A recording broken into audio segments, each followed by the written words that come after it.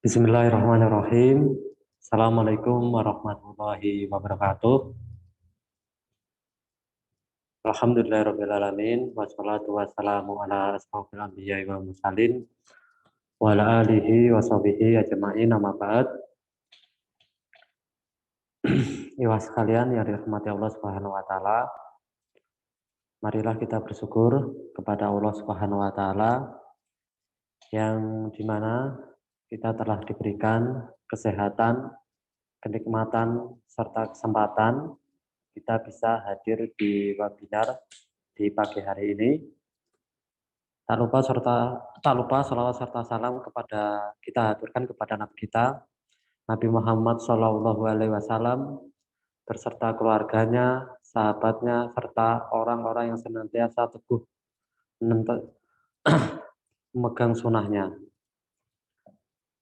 Ya sekalian, gimana kabarnya semuanya? Sehat ya? Masya Allah, semoga kita selalu diberikan keberkahan dan kerahmatan oleh Allah Subhanahu wa taala dan dilancarkan puasa kita di bulan Ramadan ini. Mengingatkan untuk para peserta sebelum materi yang akan disampaikan oleh Ustadz Abu Sama taala, untuk para peserta untuk mempersiapkan seperti alat tulis, koneksi internet untuk penyamaan webinar, dan selanjutnya saya akan membacakan beberapa peraturan untuk para peserta webinar. Yang pertama, peserta diharapkan hadir tepat waktu. Yang kedua, peserta diminta untuk mengaktifkan mikrofon mereka saat diminta oleh moderator untuk interaksi yang lebih baik selama sesi. Yang ketiga, peserta diharapkan untuk bertanya dengan sopan dan memperhatikan waktu agar sesi tidak berjalan terlalu lama. Yang keempat, peserta diminta untuk tidak merekam atau menyebarkan konten webinar tanpa izin dari penyelenggara. Yang kelima, peserta diharapkan untuk mengikuti petunjuk yang diberikan oleh moderator untuk menghindari masalah teknis selama kegiatan webinar. Yang keenam, peserta diharapkan untuk menghormati waktu peserta lain dan tidak mengganggu presentasi. Alhamdulillah, sebelum untuk kajian yang akan dimulai oleh Ustadz Abu Salma, alhamdulillah kemarin kita sudah membahas dengan judul Ramadan bersama buah hati bersama Ustadz bersama. Insya Allah di pagi hari ini kita akan membahas pengaruh kesolehan orang tua pada anak. Sebelumnya kita sapa dulu Ustadz Abu Sama. Assalamualaikum Ustadz. Waalaikumsalam warahmatullahi wabarakatuh. Alhamdulillah sehat ya. Alhamdulillah Mas Firda, api-api wae. Alhamdulillah, Masya Allah. Sehat. Tapi Ustadz, untuk mempersingkat waktu, mungkin kita langsung saja Ustadz Ya kepada insyaallah. Ustadz Abu Sama, Falyatafadhal Masbura. Syukran. Jazakumullah khair Mas Firda. Ya. Assalamualaikum warahmatullahi wabarakatuh. Innal hamdalillah nahmaduhu wa nasta'inuhu wa nastaghfiruh wa natubu ilaihi wa na'udzu billahi min syururi anfusina wa min sayyiati a'malina. May yahdihillahu fahuwal muhtad wa may yudlil falan tajida lahu waliyyan mursyida. Asyhadu an la ilaha illallah wahdahu la syarika lah wa asyhadu anna Muhammadan abduhu wa rasuluh la nabiyya ba'dahu amma ba'du. Fa inna asdaqal kalami kalamullah wa khairal hadi hadi Muhammadin sallallahu alaihi wa ala alihi wasallam wa syarrul umuri muhdatsatuha wa kullu muhdatsatin bid'ah wa kullu bid'atin dhalalah wa kullu dhalalatin finnar amma ba'du. Ikhwatal kiram, para ikhwah sekalian, aba wa ummahat rahimani wa rahimakumullah. Alhamdulillah kita bersyukur kepada Allah di pagi hari ini Ya, kita mulai pagian ya jam 7 ya. Karena qadarullah saya jam 9 udah punya jadwal ya. Nah, jadi ini kita mulai lebih pagi, cuman katanya kalau lebih pagi itu katanya banyak yang ngantuk ya. Ya mudah-mudahan di pagi hari ini kita semua dikaruniakan Allah Subhanahu wa taala semangat ya, dan juga kita nggak ngantuk karena jujur saja itu saya juga tadi sempat ngantuk juga, tapi alhamdulillah setelah mandi jadi seger ya. Insya Allah di pagi hari ini sebagaimana tadi udah disampaikan, kita akan bicara tentang pengaruh kesalihan orang tua terhadap anak ya. Dan alhamdulillah sini udah ada slide-nya ya. Ini saya share screen ya. Itu pengaruh kesalihan orang tua terhadap anak. Nah, jadi yang pertama adalah kenapa sih orang tua harus soleh terlebih dahulu ketika kita bicara tentang kesolihan orang tua ya? Apa yang menjadi alasan kalau bicara tentang pendidikan dan kemudian kita menginginkan anak itu soleh, maka harus diawali dulu dari orang tua. Orang tua harus soleh terlebih dahulu ya. Dan ini adalah bagian dari ikhtiar untuk memperoleh kesolehan pada anak. Karena yang mensolehkan anak itu bukan kita, Allah Subhanahu wa taala yang memberikan taufik, tapi kita hanya berusaha untuk menghantarkan hidayah dan taufik. Ya. Kita hanya mengambil sebab atau akhdul asbab. Kenapa orang tua harus soleh terlebih dahulu? Karena ini perintah Allah dan Rasulullah Shallallahu Alaihi Wasallam. Ya, jadi kita diperintahkan oleh Allah untuk beramal soleh dan untuk menjadi orang yang soleh, untuk bertakwa kepada Allah Subhanahu Wa Taala, ya, dan seterusnya. Dan dalilnya banyak sekali karena hampir semua ayat Al-Quran dan juga hadis-hadis Nabi yang datang adalah perintah agar kita menjadi pribadi dan individu yang baik. Kemudian yang kedua adalah karena kesalihan itu jalan menuju ke surga dan agar terlindungi, terhindar dari neraka, ya. Dan kita semua tentunya menginginkan dong, ingin masuk surga kan. Nah, jalan untuk bisa masuk ke surga adalah ya kita harus menjadikan diri kita layak untuk masuk surga. Yaitu dengan cara mensolehkan diri kita agar Allah Subhanahu wa taala memasukkan kita ke dalam surganya dan menjauhkan kita dari nerakanya. Kemudian yang ketiga, karena kesolehan itu kunci kebahagiaan dan keselamatan. Bukan hanya di akhirat, tapi juga di dunia dan di akhirat. Karena sejatinya orang-orang yang bahagia, orang yang selamat, dan orang yang tenang, itu ada pada orang-orang yang soleh.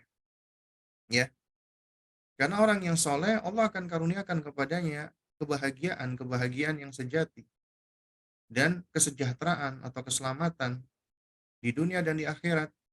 Dan juga Allah akan berikan ketenangan, ketentraman, kedamaian. Ya. Kemudian yang keempat, ya adalah karena kita sendiri sebagai orang tua itu adalah amanat Allah. Karena kita diciptakan Allah, kita makhluk Allah, maka kita milik Allah.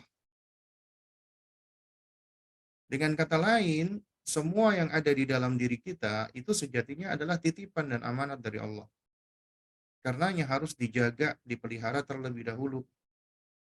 Ketika Allah berfirman di dalam surat At-Tahrim ayat 6, "Ya ayyuhalladzina amanu qu anfusakum wa ahlikum nar."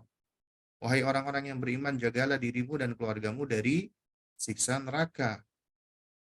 Ya, Allah memberikan perintah anfusakum, dirimu dulu yang engkau perhatikan. Ya, Amirul Mukminin Sayyiduna Ali radhiyallahu taala anhu ketika menafsirkan ayat ini beliau mengatakan, "Ya alimu anfusakum wa ahlikum al khaira." Ajarkan dirimu dan keluargamu kebaikan. Jadi, yang pertama kali perlu engkau engkau ajarin kebaikan adalah dirimu dulu, baru kemudian keluargamu. Allah juga berfirman, "Ya ayyuhalladzina amanu, ya alaikum anfusakum." Wahai orang-orang yang beriman, ya perhatikanlah dirimu sendiri gitu loh. Artinya kita harus menjaga diri kita. Karena diri kita adalah amanat. Sehingga kita harus menjadikan diri kita sebagai pribadi yang soleh. Karena itu bentuk syukur atas amanat yang Allah berikan. Kemudian, kenapa kita harus soleh terlebih dahulu? Sebab anak kita, makhluk yang Allah titipkan kepada kita, Allah karuniakan mereka instrumen untuk belajar. Yang mereka pelajari pertama kali adalah dari orang tuanya dengan cara mencontoh, ya. Sebab anak itu, ya, lebih cenderung untuk mengambil dari orang tuanya lebih banyak dari sisi contoh atau uswah atau qudwah ketimbang mengambil nasihat atau talqinnya orang tua atau perkataan orang tua. Kemudian, ya, last but not least adalah kesalehan orang tua itu bermanfaat pula bagi anak dan keturunan. Jadi ketika orang tua soleh itu jangan dianggap tidak bermanfaat untuk keturunannya. Bisa jadi nih Allah uji orang tua sebagai ujian ya, karena Allah yang lebih tahu kebaikan bagi hamba. Kemudian Allah uji ada orang tua yang soleh, ternyata anaknya nggak soleh, anaknya nggak baik, ya. Nah, tapi jangan pernah meremehkan kesolehan kita sebagai orang tua. Karena bisa jadi kesolehan kita itu menjadi sebab kesolehan cucu kita atau cicit kita. Sebagaimana kita tahu ini kisah antara Nabiullah Musa alaihissalam dengan Khidir alaihissalam ketika Allah abadikan di dalam surat Al-Kahfi yang ringkasnya pada saat mereka berdua mengunjungi suatu kampung, ya, kemudian mereka itu tidak diterima dengan baik oleh para penduduk gitu loh. Lantas Khidir alaihissalam melihat ada tembok yang mau runtuh dibangun, diperbaiki. Nabi Musa bertanya, ya, apakah kita nggak lebih baik mengambil upah dari hal ini? Ya, lalu kemudian di akhir Nabi Khidir menceritakan bahwasanya ya di bawah tembok ini ada kanzun, harta milik dua anak yatim. Ya, wa kana abuhuma shalihan. Dan dahulunya orang tua dari kedua anak yatim ini adalah orang yang saleh. Bukan ayah ibunya kata para ulama ahli tafsir, tapi kakek buyutnya, generasi ketujuh. Itu adalah orang yang saleh, ya. Dan Allah menjaga anak ini dengan sebab kesolehan tersebut. Jadi jangan pernah kita meremehkan kesolehan kita. Karena kita wajib untuk berusaha menjadi orang yang saleh, ya. Nah,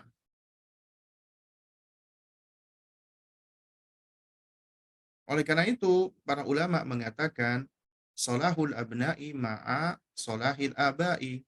Kesolehan anak-anak itu mengikuti kesolehan orang tua. Apabila orang tuanya soleh, secara hukum kausalitas ya sunnatullah, ya, karena satu dengan yang lain itu saling mempengaruhi. Secara umum, maka apabila orang tua soleh, maka anak juga akan mengikuti orang tua, akan berada di dalam kesolehan. Kenapa? Karena dia mendapatkan pengaruh-pengaruh yang baik dari orang tuanya. Meskipun tetap Allah yang menentukan, ya. Nah, kemudian dikatakan juga fasolahul fardi solahun lil mujtama'i, ya, kebaikan atau kesalihan individu maka akan menjadikan masyarakat itu juga soleh, masyarakat itu baik. Dan apabila masyarakat baik, solahur ra'i ya solahun lirra'iyati. Nah ini baiknya pemimpin maka rakyat pun juga akan ikut baik ya. Nah, dan solahul abai solahul lil abna. Solehnya orang tua, apabila orang tua itu soleh, maka anak pun juga akan menjadi anak yang soleh biiznillahi ta'ala. Nah, hal ini sebagaimana disebutkan di dalam sebuah idiom, ya, bahwasanya fal abna'u ya nafsu khalqi abaihim. Anak itu adalah bentukan yang satu dengan orang tuanya. Ya, karena orang tuanya akan mempengaruhi sang anak, sehingga apa yang dilakukan orang tuanya akan membentuk anaknya. Karenanya dikatakan apple doesn't fall far from the tree, atau orang Arab mengatakan at-tufahatu la tasqutu ba'idan anisyajarah. Ya, apel tidak jatuh jauh dari pohonnya. Nah, yang perlu kita perhatikan bersama ini, ya, anna salaha wa fasadal abna yakunu awwal ma yakunu minal aba. Sesungguhnya soleh atau enggak solehnya anak, soleh atau rusaknya anak, pertama kalinya ini penyebabnya adalah orang tua. Ya, orang tua. Yang memberikan pengaruh paling dominan adalah orang tua. Sebagaimana di dalam hadis fitrah yang seringkali kita dengar, Nabi SAW mengatakan, "Ma min mauludin illa yuladu 'alal fitrati." Setiap anak itu dilahirkan semuanya berada di atas fitrah, yaitu berada di atas iman, Islam, tauhid, ma'rifatullah, dan segala bentuk kebaikan. Tapi ternyata fitrah ini rusak lantaran siapa? Lantaran penyebabnya orang tua. Fa'abawahu yuhawwidanihi wa yunassiranihi wa yumajjisanihi. Kedua orang tuanya lah yang menjadikan anak itu Yahudi, Nasrani, atau Majusi. Dan syuf, perhatikan nih. Allah Subhanahu wa taala, maksudnya Nabi Shallallahu alaihi wasallam itu menyebutkan yang memberikan pengaruh untuk merusak fitrah adalah kedua orang tua, bukan salah satunya. Bukan cuman ibu, bukan cuman ayah, tapi kedua-duanya. Sehingga dengan kata lain, ya, kalau kita mengambil mafhum mukhalafah, pemahaman keterbalikannya, berarti yang menjaga fitrahnya anak itu juga kedua-duanya. Gak bisa cuman diserahkan kepada salah satunya. Cuman dimandatkan kepada istri doang misalnya. Suami tidak ikut-ikutan di dalam pendidikan. Maka ini berarti juga tidak benar, tidak amanat kepada Allah Subhanahu wa taala. Karenanya seringkali itu yang paling besar pengaruhnya itu adalah ayah.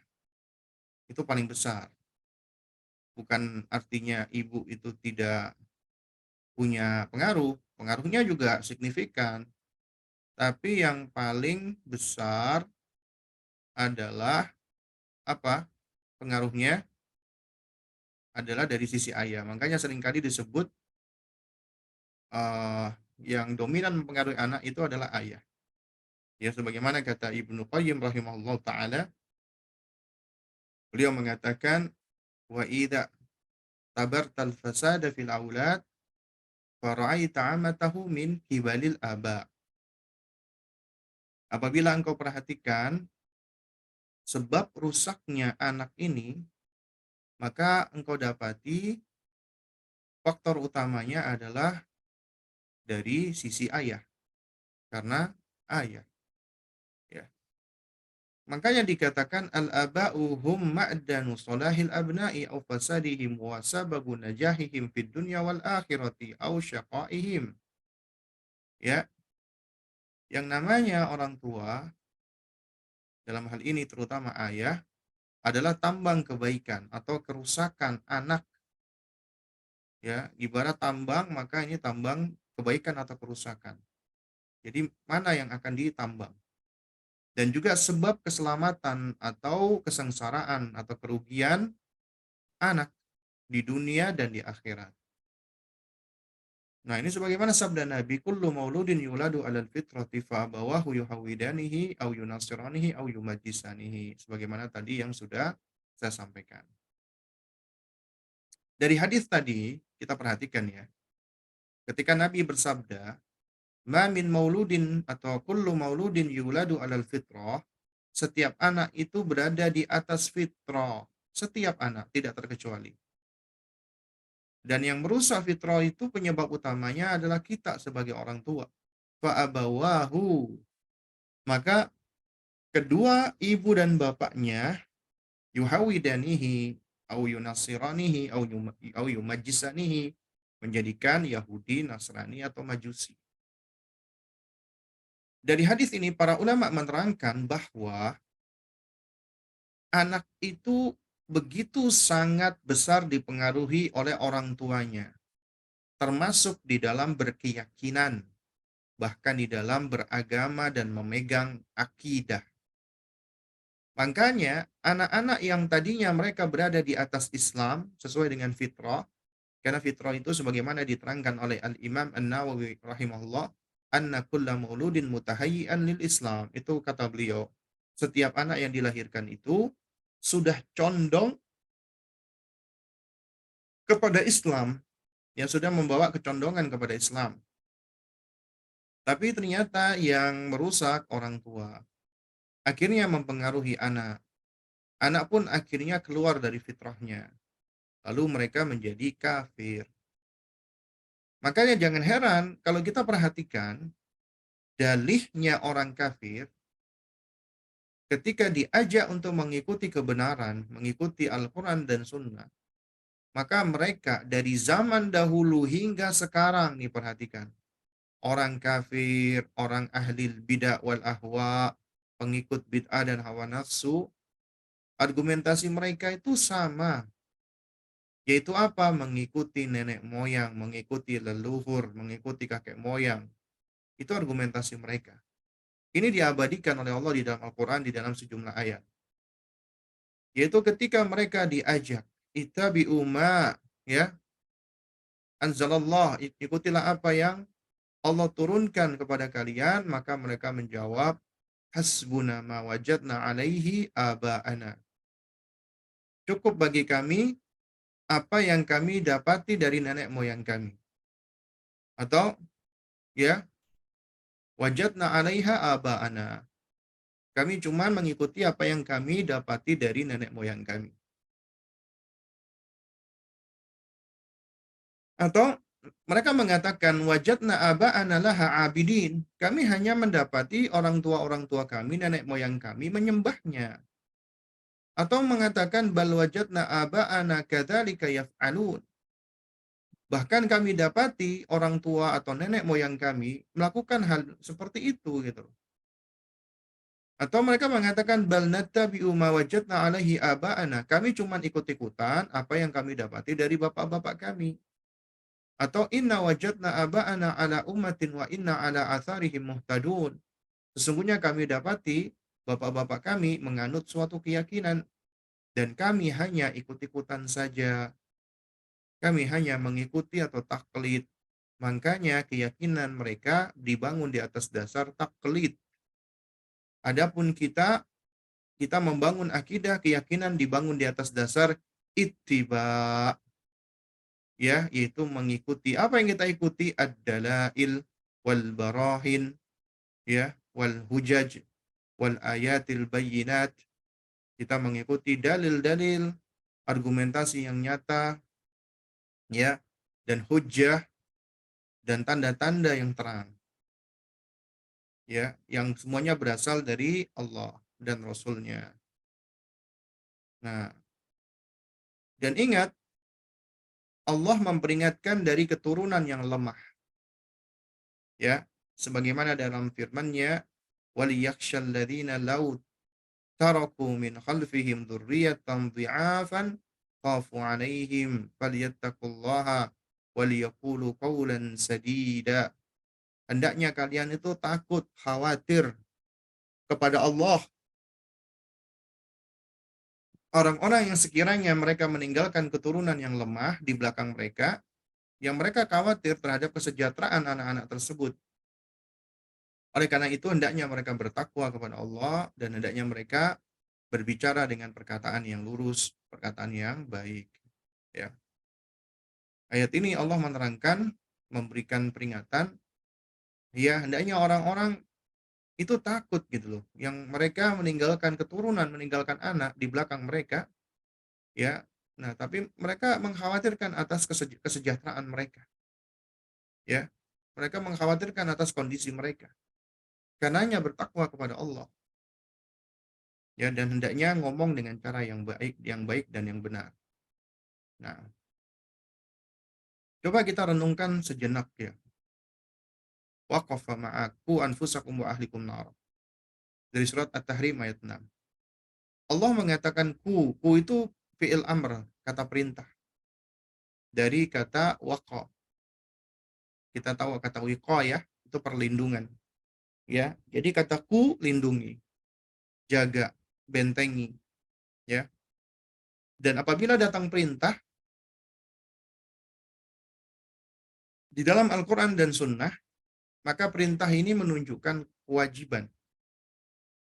Karena kaidah yang diletakkan oleh para ulama, al-aslu fil amri yufidul wujub. Hukum asal di dalam perintah membuahkan hukum wajib. Artinya ini wajib. Kalau ada perintah di dalam Al-Quran, asalnya itu wajib. Nggak boleh tidak mengamalkannya. Harus diamalkan. Ya. Yang dijaga siapa? Anfusakum, dirimu pertama kali. Berarti kita wajib untuk memperhatikan diri kita terlebih dahulu. Ya, dari siksa neraka. Sehingga kaidahnya adalah ya awalus sholat islahun linnafsi. Bahwasanya perbaikan yang pertama kali adalah memperbaiki diri sendiri. Dan pendidikan pertama kali adalah mendidik diri sendiri. Demikian pula pengasuhan pertama kali adalah mengasuh diri sendiri. Ya. Nah, lalu kemudian wa ahlikum, keluargamu, orang terdekat dengan kamu, akrab fa akrab, ya. Maka mereka-mereka yang menjadikan yang berada di bawah tanggung jawab kita dan juga keluarga kita adalah wajib untuk kita jaga dan kita pelihara. Karena Nabi mengatakan warrajulu ra'in ya ala ahli baitihi wa huwa mas'ulun anhu. Setiap laki-laki itu adalah ya pemimpin bagi anggota keluarganya dan dia akan diminta pertanggungjawaban atas mereka. Nah, karenanya kaidahnya adalah ibda binafsik. Mulai dari dirimu sendiri.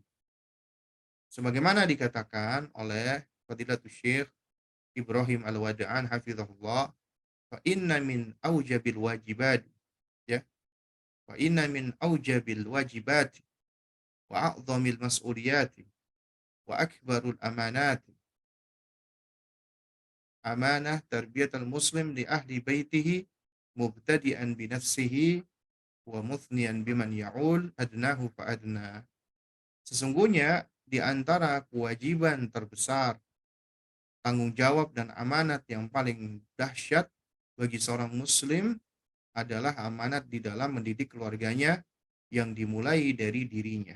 Ya, harus dimulai dari dirinya.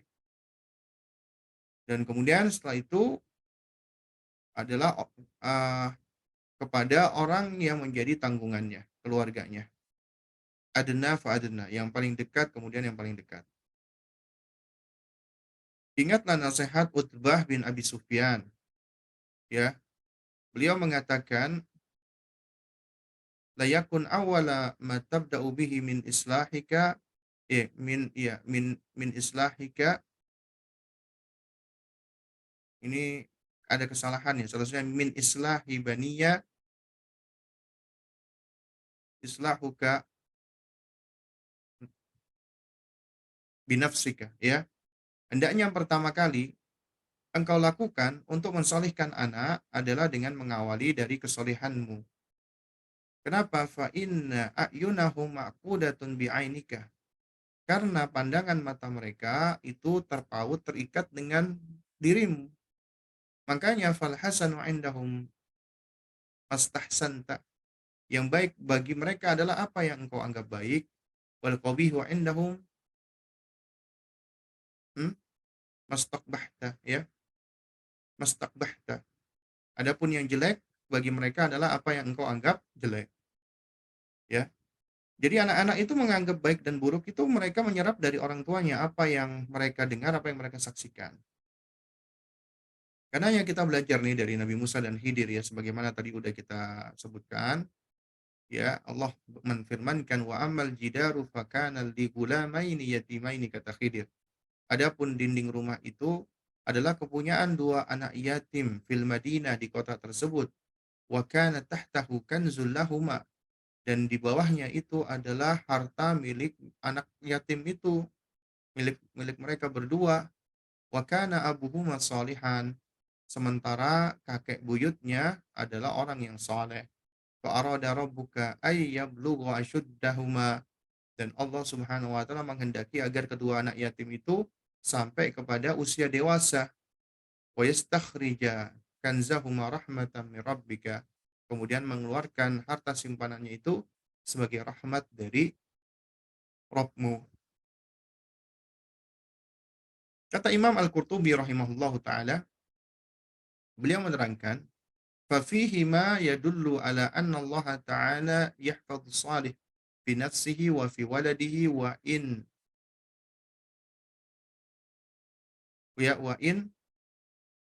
ba'adu anhu wa qad ruwiya anna Allah taala yahfadhu salih fi sab'ati min dzurriyyatihi." Dalam kisah ini menunjukkan bahwa Allah taala menjaga orang saleh berkenaan dengan dirinya dan anak keturunannya meskipun jauh generasinya. Generasinya itu sudah jauh. Dan diriwayatkan bahwa Allah menjaga orang yang soleh ini adalah pada generasi ketujuh dari keturunannya. Jadi bukan orang tuanya langsung, tapi dari generasi ketujuh. Kakek buyut si anak tadi. Nah, kita lihat di nasihat Umar bin Abdul Aziz rahimahullah.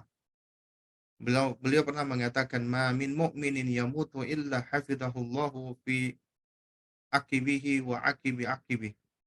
Ya, tidaklah seorang mukmin yang beriman kepada Allah kemudian dia meninggal dunia melainkan Allah akan menjaga ya anak dan keturunannya setelah itu, ya. Jadi ternyata bisa menjadi sebab diperoleh dan dijaganya anak kita. Meskipun kita sudah berkalang tanah, asalkan kita berupaya menjadi orang tua yang saleh. Dan di sini ada 4 kunci kesuksesan muslim di dunia dan di akhirat, ya. Dan insya Allah kebanyakan kita sudah tahu ya, yaitu agar kita bisa sukses dan kita bisa menjadi orang yang saleh, maka ada 4 kunci. Pertama, ilmu, belajar. Allah udah berikan kita kemampuan dan instrumen untuk belajar, maka belajar. Karena orang yang belajar nggak sama dengan orang yang nggak mau belajar. Orang yang berilmu tidak sama dengan orang yang jahil. Ya, itu mereka bagikan orang yang hidup dengan orang yang mati. Karenanya, wajib bagi kita untuk belajar mengambil ilmu, terutama ilmu mengenal Allah, Rasulullah, dan agama Islam. Karena inilah yang akan ditanya oleh malaikat, ya, ketika kita wafat, pertama kali di liang lahat. Kita akan ditanya oleh malaikat, man rabbuka, wa ma dinuka, wa man nabiyuka. Ya, mungkin kita nganggap, wah bisa kok kita jawab di dunia. Tapi belum tentu kita mampu menjawabnya ketika kita diuji di alam barzakh. Ya, karena ada di antara mereka ketika ditanya man rabbuka, dia hanya mengucapkan madinuka, dan seterusnya. Dia nggak bisa menjawab. Ya. Kemudian yang kedua, setelah ilmu adalah amal. Itulah yang menjadi sebab ilmu itu bermanfaat. Demikian pula, amal yang tidak disertai dengan ilmu bisa menjadi sesat. Ya. Dan ilmu ketika dicari, kita peroleh, maka harus ditunaikan haknya, yaitu dengan diamalkan. Karenanya buah dari ilmu takkan bermanfaat apabila tanpa diiringi dengan amal. Baru kemudian dakwah atau taklim, mengajarkan kebaikan. Dan itu diawali dari terdekat dulu, akrab fa akrab. Baru yang last but not least, terakhir adalah sabar. Sabar di dalam belajar, sabar di dalam beramal, sabar di dalam mengajar atau berdakwah, dan sabar di dalam menghadapi segala ujian yang ada. Nah, baru kemudian setelah itu, tsumma aqrab fa aqrab. Kewajiban kita adalah kemudian orang yang terdekat. Sayyidina Ali mengatakan, "Adibuhum wa'alimuhum al-khaira." Didiklah mereka, ajarkan adab dan ya taklim, ajarkan ilmu, ya kebaikan. Qatadah rahimahullah mengatakan, ya wa ahlikum ay ta'muruhum bi ta'atillah. Itu perintahkan mereka kepada ketaatan kepada Allah, wa tanhahum an ma'siyatillah, dan cegah mereka dari memaksiati Allah, wa an taquma 'alaihim bi amrillah wa ta'muruhum bihi wa tusa'iduhum 'alaihi fa idza ra'aita lillahi ma'siyah zajartahum anha. Ya, tegakkan perintah Allah kepada mereka dan perintahkan untuk melaksanakan perintah Allah tersebut, support bantu mereka di dalam mengerjakannya, dan apabila engkau lihat ternyata mereka bermaksiat atau memaksiati Allah Subhanahu wa taala, maka cegah dan tahan mereka dari perbuatan ini, ya. Jadi dari sini kita bisa lihat nih seruan Allah di dalam surat At-Tahrim tadi adalah akrab fa akrab, dimulai dari yang terdekat dengan kita. Yang paling dekat dengan diri kita adalah siapa? Adalah diri kita sendiri. Ya, makanya kita harus belajar, harus mengamalkan dan mendakwahkan. Kemudian baru kita ajarkan kepada keluarga terdekat, istri dan anak, sehingga mereka mau belajar dan mereka mau beramal. Karena apabila mereka mau belajar dan beramal, maka itulah kesempurnaan hidayah. Karena hidayah itu ada dua, hidayah itu ilal ilmi dan hidayah itu ilal amal. Hidayah kepada ilmu dan hidayah kepada amal. Manakala dia mau mengamalkan ilmunya, maka insya Allah itu tanda kebaikan. Ya, berarti apa? Berarti dia ya apa namanya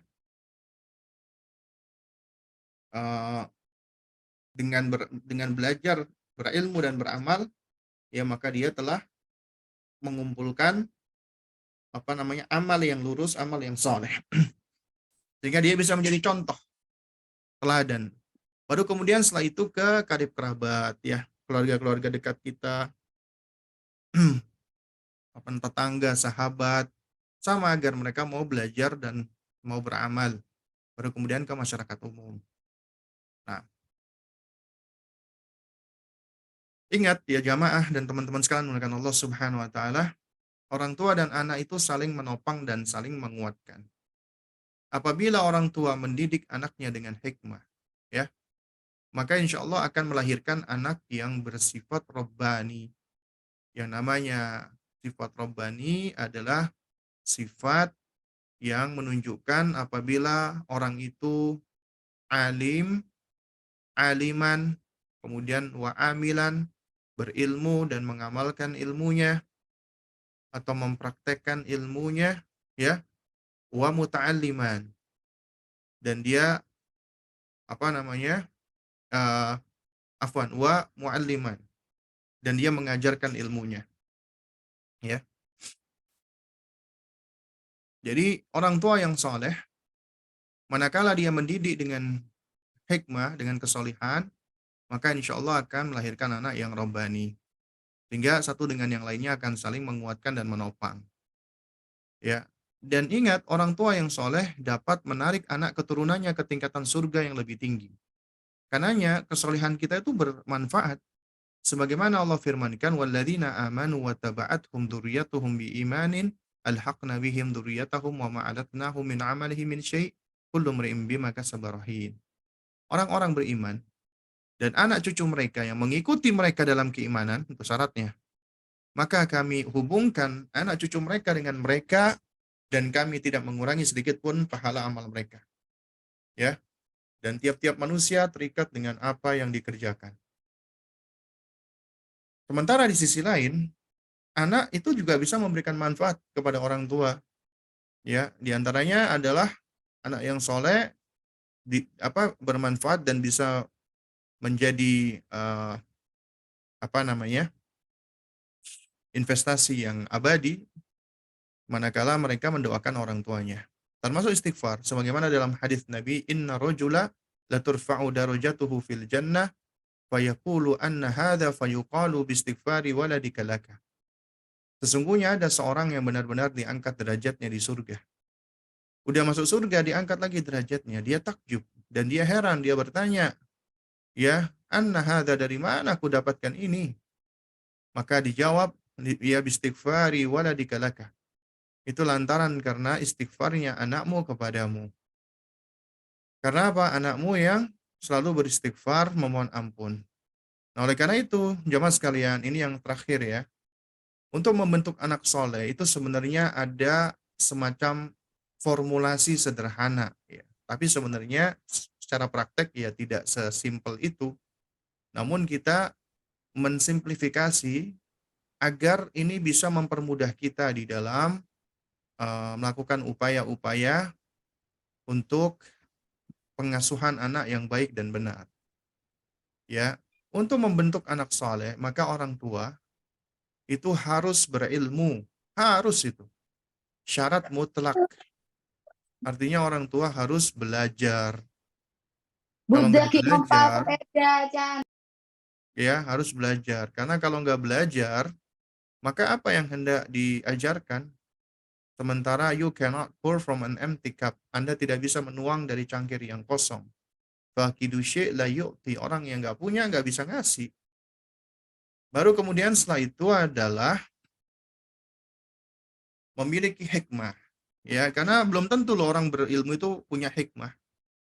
Ya, hikmah itu adalah fi'lun ma yanbaghi 'alal wajhi alladhi yanbaghi fil waqtil lam ya fi waqtil ladzi yanbaghi.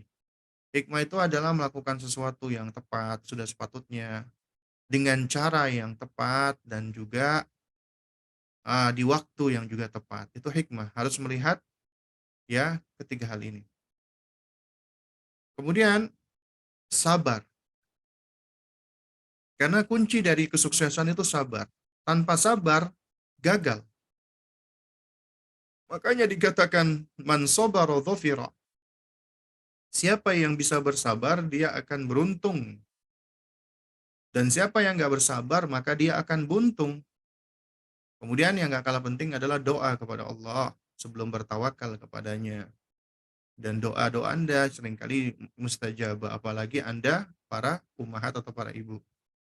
Karena itu, jangan lupa doa, ilmu, hikmah, dan sabar itu harus kita kumpulkan agar kelak dengan izin Allah, Allah mengkaruniakan kepada kita anak yang saleh, ya. Dan itu harus dilakukan dengan kita terus belajar, harus punya ilmu, harus selalu belajar dan menuntut ilmu. Kemudian harus dengan cara hikmah, termasuk hikmah adalah harus mampu untuk bisa membedakan fase-fase anak, ya, fase-fase anak sehingga kita bisa melakukan pendidikan sesuai dengan fase tersebut, ya. Nah, dan tugas kita hanyalah berikhtiar, berusaha. Adapun diterima atau tidak itu tidak di tangan kita, tapi di tangan Allah Subhanahu wa taala atau mereka-mereka ya, afan. Ya, itu semua ada di tangan Allah Subhanahu wa taala, ya. Nah, mudah-mudahan yang sedikit ini bisa memberikan manfaat, ya. Nah, untuk berikutnya mungkin ada pertanyaan silakan. Ya, kita juga bisa buka yang ingin tanya langsung ya, silakan ya. Karena kemarin mungkin juga ada yang bertanya, namun ternyata karena fokusnya kepada chat ya, jadi apa namanya, yang raise hand apa namanya, terabaikan ya. Nah, jadi silakan yang ingin tanya langsung ya. Kalau tidak ada maka nanti insya Allah kita langsung bertanya apa yang ada di chat. Nah, saya menjawab bukan bertanya. Baik. Alhamdulillah, syukran jazakumullah khairan Ustaz atas faedah yang sudah disampaikan. Untuk selanjutnya Iwah sekalian yang dirahmati Allah Subhanahu wa taala, kita lanjut ke sesi tanya jawab ya. Tadi sudah ada Mas Oki ya yang ingin bertanya langsung Ustaz. Mas Oki.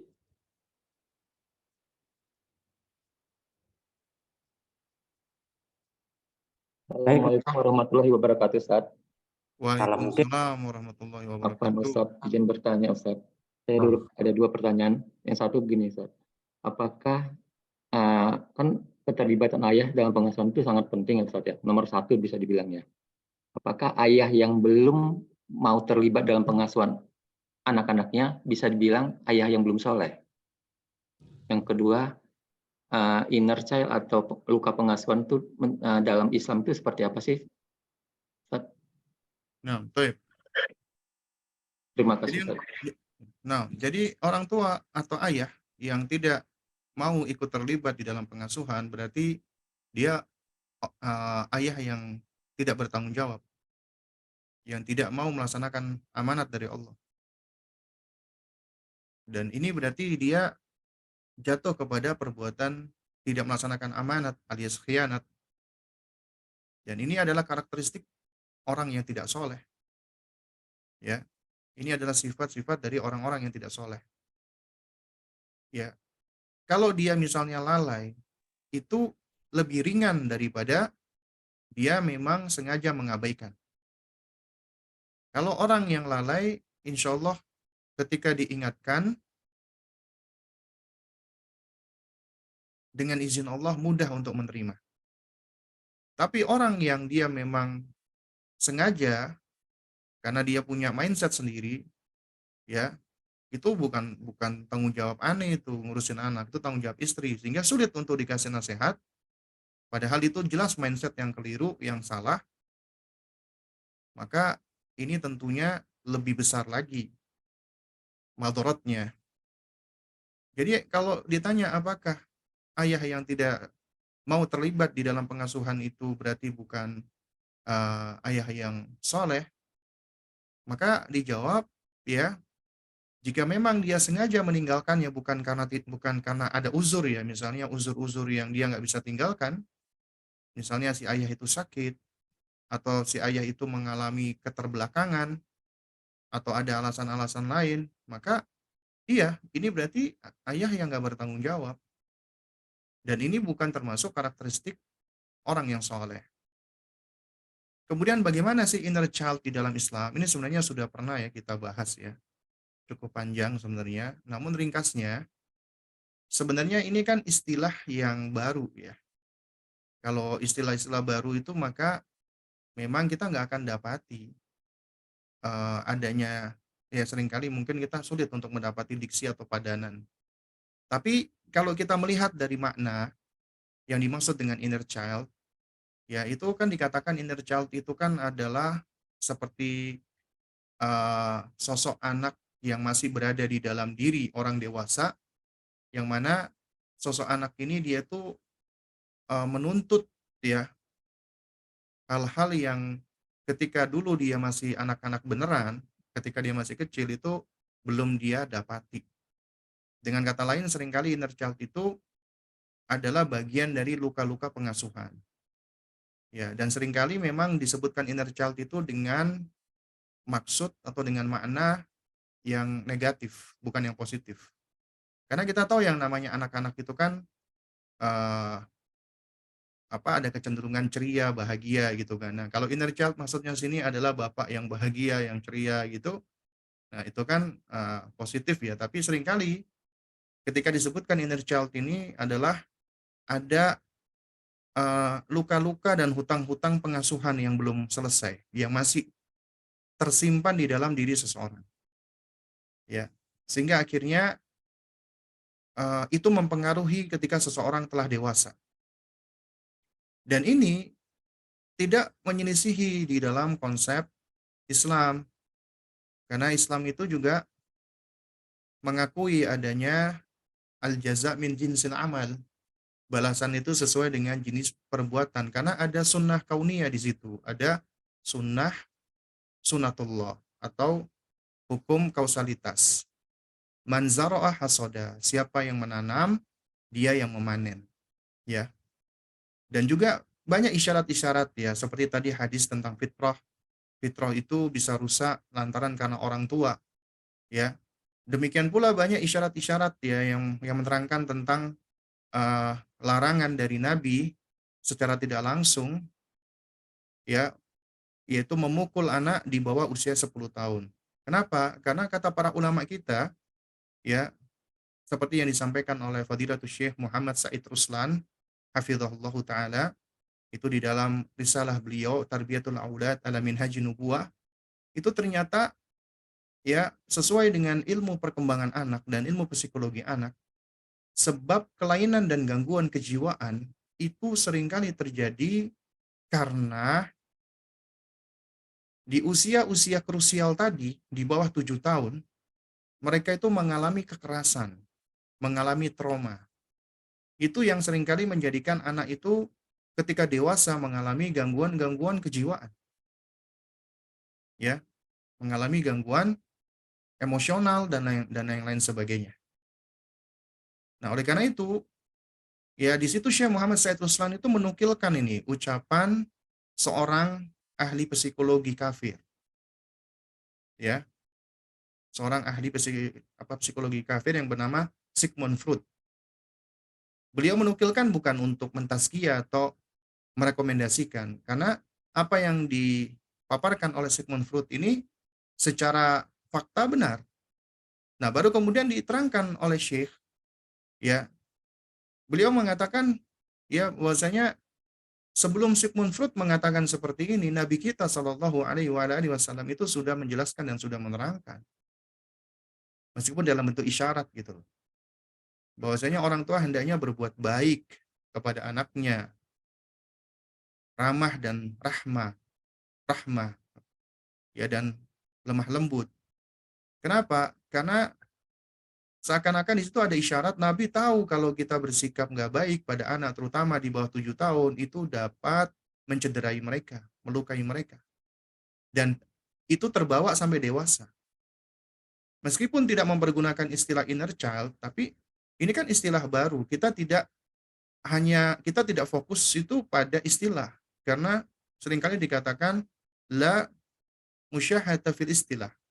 Jadi nggak ada nggak ada masalah dengan yang namanya istilah. Yang penting itu adalah maknanya. Makanya dikatakan al-ibratu fil ma'ani, laisat fil mabani. Yang menjadi acuan itu adalah pada makna dan pengertian, bukan pada mabani, ya, bukan pada diksi atau bukan pada kata itu sendiri gitu. Nah, jadi kalau kita perhatikan sebenarnya ada, dan Islam itu tidak akan selamanya kontradiksi dengan hasil observasi dan penelitian yang memang terbukti secara saintifik, objektif, dan ilmiah. Tidak akan kontradiksi. Nggak akan. Kenapa? Karena hal yang sifatnya saintifik, secara ilmiah, ya, bukan cuman klaim, bukan palsu, bukan pseudoscience dan yang semacamnya, bukan, ya, atau bukan hanya berangkat dari filosofi atau filsafat, bukan, tapi benar-benar suatu hal yang bisa terbuktikan, ya, artinya proven base, itu adalah ayat kauniyah, ayat-ayat kauniyah yang sudah Allah letakkan untuk bisa menjadi tanda bagi kita untuk semakin mengenal kebesaran Allah. Di samping Allah memberikan ayat qauliyah, menurunkan ayat qauliyah yaitu Al-Quran. Sehingga sejatinya Al-Quran tidak akan kontradiksi dengan ayat-ayat kauniyah. Asalkan, ya, orang yang memahami dan mempelajari serta mengobservasi ayat kauniyah ini itu benar, tidak keliru. Jadi kalau ada kontradiksi, seakan-akan kontradiksi, kemudian sulit untuk dikompromikan, maka kita mukmin wajib mendahulukan Al-Quran. Kenapa? Karena akal kita terbatas. Sehingga menundukkan akal kita dengan Al-Quran akan lebih selamat, aslam, daripada kita mengikuti asumsi-asumsi yang diklaim sebagai saintifik, tapi sebenarnya belum terbukti. Al-Quran jelas lebih meyakinkan. Maka yang lebih meyakinkan kita dahulukan daripada, ya, klaim-klaim saintifik seperti itu. Ya, wallah alam bisawab. Nah.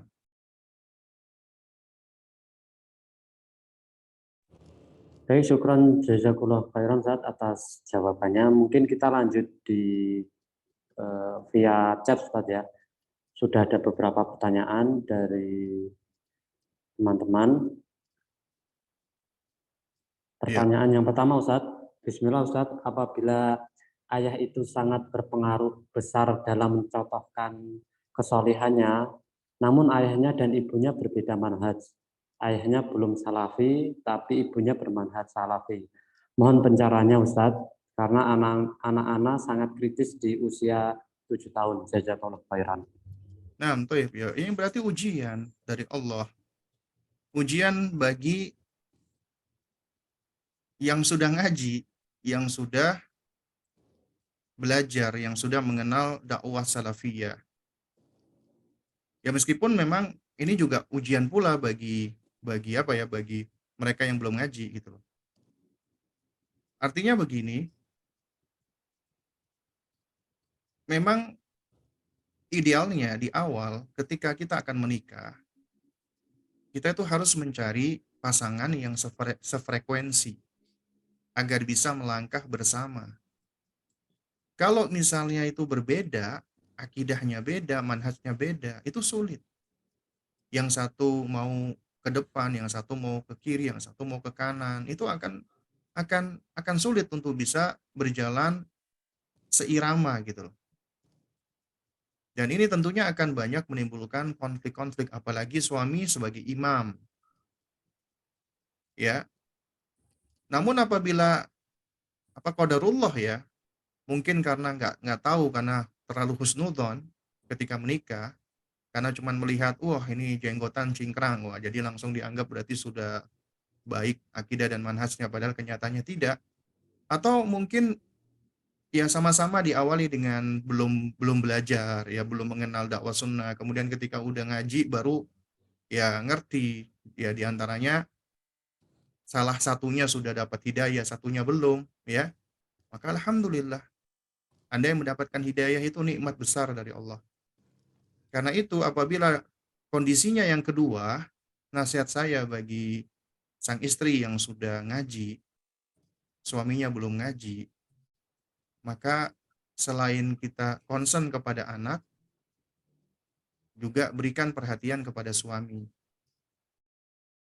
Dakwahi suami dengan cara yang baik. Dakwahi suami nggak mesti harus dengan lisan, nggak mesti harus dengan ucapan. Karena seringkali kalau kita dakwahi suami dengan ucapan, yang terjadi adalah cekcok dan konflik. Kenapa? Karena suami egonya besar. Laki-laki itu punya ego. Dia merasa dirinya pemimpin. Kamu itu ngapain dek dikit-dikit ngomentari ini, ya sok alim dan lain sebagainya. Malah yang terjadi apa? Cekcok. Dan Anda dituntut harus mengenali kondisi dan mengenali sifat karakteristik dari suami Anda. Jadi harus pintar-pintar ngelihat momen. Kaidahnya adalah ya, agar nasihat itu lebih efektif adalah ta'liful qulub. Melunakkan hati dulu, menawan hati dulu. Kalau orang-orang zaman now mengatakan connection before correction. Membangun koneksi dulu nih sebelum kita koreksi. Itu metodenya Rasulullah, ta'liful qulub. Nabi itu sebelum berdakwah secara lebih detail, Nabi itu menautkan hati dulu. Nabi itu ya melunakkan hati dulu dengan akhlak beliau, dengan perangai beliau. Maka contoh, ketika Anda sudah ngaji, Anda sudah belajar, Anda sudah lebih panjang hijabnya, maka jaga lisan Anda agar lisan kita tidak panjang di hadapan suami. Tapi kita semakin santun, semakin halus, semakin baik terhadap suami. Karena fenomenanya ini seringkali ada sebagian ya, nggak semua nih. Sebagian ummahat yang baru ngaji, terlalu bersemangat, ujung-ujungnya terhadap suami jadi kurang taat. Sehingga jatuhnya kepada maksiat. Karena Anda diperintahkan taat kepada suami itu di dalam perkara yang ma'ruf, nggak ada urusan suami itu baik atau enggak, suami itu soleh atau enggak, suami itu perhatian atau enggak ada urusan. selama dia suami Anda, ya, dan dia memerintahkan Anda kepada suatu hal yang enggak maksiat, wajib ditaati. Tapi seringkali sebagian ummahat nih udah ngaji, dia merasa suaminya banyak kurangnya, akhirnya hilang rasa syukurnya. Yang ada adalah dia selalu memandang suaminya dengan kekurangan-kekurangan. Apalagi dibandingkan dengan ustadznya, ya Allah. Ya, akhirnya apa? Nggak baik dengan suami jadinya. Kadang-kadang ada yang ngomong, ngapain aku baik sama suami, suamiku itu nggak ngerti agama. Ngapain aku baik sama suami, suamiku itu nggak perhatian sama aku. Ngapain aku begini, aku begitu. Padahal itu adalah pintu Anda untuk menuju ke surga. Ya, salah satu pintu Anda menuju ke surga menaati suami. Memang berat, tapi itu letak ujiannya. Dan ketika Anda bisa memperlakukan suami dengan kebaikan, bagaimanapun kondisinya, Anda tetap sabar, Anda tetap santun, Anda tetap tenang. Karena apa? Karena Anda menaati suami itu karena Allah. Karena ini perintah Allah. Bukan karena Anda menaati suami itu pamrih. Kalau suamiku baik, aku baik. Suamiku nggak baik, ngapain aku baik? Berarti ketaatan Anda itu adalah ketaatan yang tidak sebenar-benarnya taat. Ya, itu adalah ketaatan yang penuh dengan pamrih. Tapi ketaatan yang dimaksud itu adalah ketaatan karena tunduk kepada Allah. Aku lebih butuh kepada Allah. Aku lebih taat kepada Allah. Allah dan Rasulku memerintahkan aku taat kepada suamiku, maka aku pun menaatinya di dalam perkara-perkara yang bukan maksiat. Sehingga ketika Anda ngaji, Anda semakin panjang jilbabnya, Anda semakin santun, Anda semakin baik, Anda semakin ya melayani suami. Insya Allah dengan akhlak dan adab Anda itu dakwah. Dakwatu bil hal, dakwah dengan perbuatan, dakwah dengan perlakuan, dakwah dengan ya sikap kita. Itu lebih efektif. Dan gak sedikit nih suami akhirnya takjub. Ya Allah, istriku ini kok semakin baik ya. Semenjak dia ngaji, semenjak dia sering datang ke majelis taklim, semenjak dia jilbabnya semakin panjang, semakin baik. Wah, pengajiannya ini berarti bagus nih. Sebaliknya, dulu ini istriku ini kok baik, tapi semenjak ngaji sekarang bawaannya cerewet, banyak nyalahin, judes. Apa yang jadinya disalahkan? Oh, ini pengajiannya nggak beres. Akhirnya apa? Kamu nggak boleh lagi datang ke pengajian kayak gitu. Ngapain kamu pakai jilbab panjang-panjang? Berhenti aja kamu ngaji. Itu yang terjadi. Kenapa? Karena ternyata kita kurang hikmah. Nah, ini yang kita lakukan kepada suami. Adapun kepada anak, maka kalau suami kita belum ngaji, ya ibaratnya kita itu merebut hati anak. Mana yang lebih kuat bondingnya? Karena yang lebih kuat bondingnya, insya Allah yang akan lebih besar pengaruhnya. Misalnya taruhlah bapaknya itu nggak ngerti agama atau jauh dari agama. Anda udah belajar agama, maka Anda harus lebih banyak spending time ya dengan anak Anda. Berusaha untuk lebih banyak mengambil hatinya, sama ta'liful qulub juga. Membangun koneksi sebelum kita memberikan nasihat dan koreksi. Agar anak lebih dekat dengan kita dan lebih mudah diarahkan oleh kita. Nah, mungkin ini yang bisa saya sampaikan. Wallahu a'lam bishawab. Baik. Mungkin berikutnya. Baik Ustaz, syukran atas jawabannya Ustaz. Untuk selanjutnya, pertanyaan dari Saudari Elina. Assalamualaikum Ustaz. Semoga Ustaz dan keluarga selalu dalam perlindungan Allah Subhanahu wa taala. Amin. Ustadz, bagaimana tipsnya agar bisa selalu meniatkan karena Allah dalam urusan sehari-hari seorang ibu? Seperti urusan domestik, mengajarkan anak-anak, dan sebagainya. Karena urusan rumah tangga itu kita akan sepertinya kebiasaan saja. Otomatis mungkin dijalankan ya, otomatis dijalankan. Jadi ketika selesai dilakukan rasanya biasa saja Ustadz. Berbeda dengan sesuatu yang jelas-jelas ibadah, seperti membaca Al-Quran, setelah selesai kan di hati memang merasa, oh ini kan dapat pahala. Mohon nasihatnya Ustaz. Jazakallah Ya, khairan. baik. Ya, barakallahu fik wa fiha. Inilah pentingnya ilmu. Ya, makanya beda antara orang yang punya ilmu dengan orang yang tidak punya ilmu. Orang yang punya ilmu, dia dapat mendulang banyak sekali pahala dibandingkan dengan orang yang nggak punya ilmu. Ya, karenanya kalau kita perhatikan nih orang yang punya ilmu dalam urusan makan itu dia bisa mengumpulkan banyak keutamaan dan banyak pahala. Ketika dia mau makan, dia hadirkan niat, ya bahwasanya kita butuh makan. Dengan makan ini aku ingin supaya lebih kuat di dalam beribadah. Niatnya dapat pahala. Kemudian ketika dia makan, dia bersyukur kepada Allah. Ya Allah, aku bersyukur kepadamu atas nikmat karunia makanan ini yang engkau berikan. Dia dapat pahala. Kemudian ketika dia makan, sebelum makan, ya dia mengajak keluarganya ya untuk makan bareng, ya. Karena apa? Karena ini semua nggak lepas dari nafkah yang telah dia keluarkan. Ya mudah-mudahan itu bisa memberikan manfaat. Dia dapat pahala. Lalu kemudian ketika makan, dia mengucapkan basmalah, bismillah, dengan menyebut nama Allah. Akulu at-ta'ama, aku makan. Dia dapat pahala. Lalu kemudian dia makan, dia mempergunakan tangan kanannya. Kenapa? Karena ini yang diajarkan oleh Rasulullah Shallallahu Alaihi Wasallam dan aku mencintai Rasulullah, aku mengikuti sunnah Rasulullah, maka aku dapat pahala. Terus apa yang dia lakukan orang-orang berilmu, dia akan mendapatkan pahala. Makanya nggak berlebihan ketika Ibnu Al-Qayyim rahimahullahu taala ketika beliau mengatakan bahwasannya manusia itu ahwaju ilal ilmi aktsar ya minat ta'ami. Manusia itu lebih besar kebutuhannya terhadap ilmu daripada sekedar kebutuhan terhadap makan.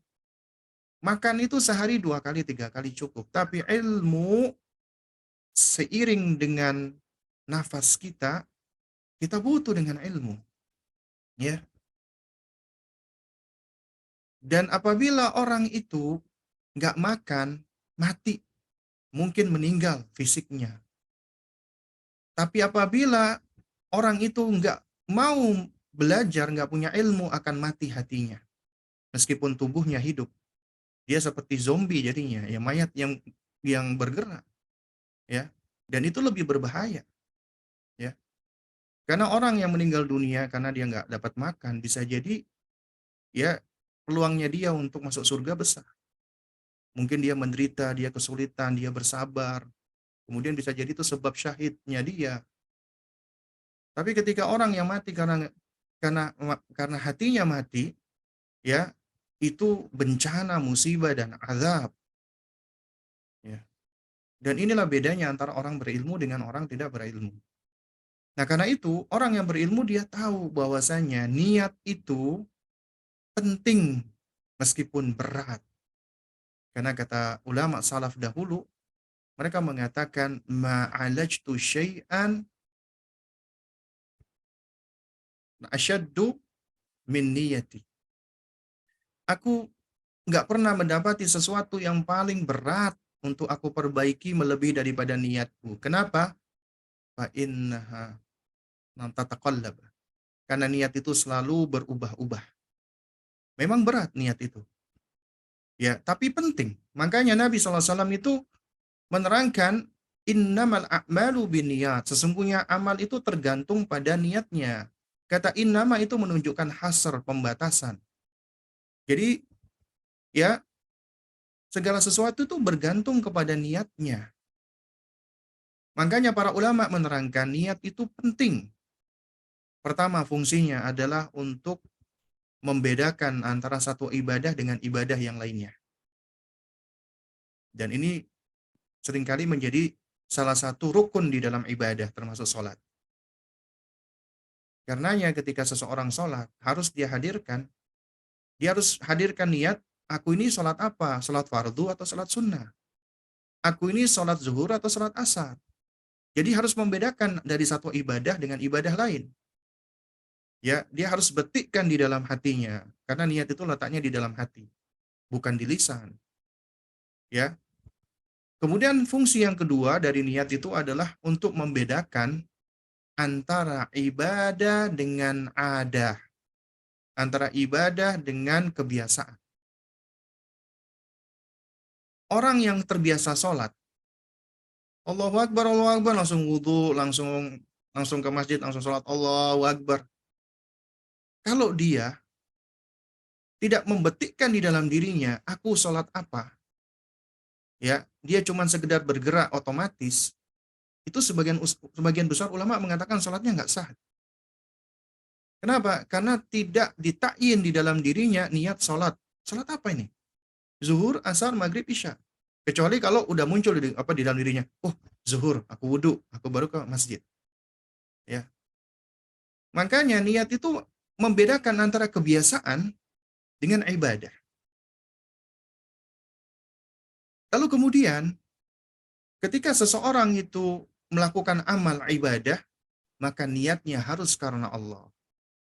Apabila niatnya bukan karena Allah, jatuh kepada kesyirikan. Jatuh kepada syirik.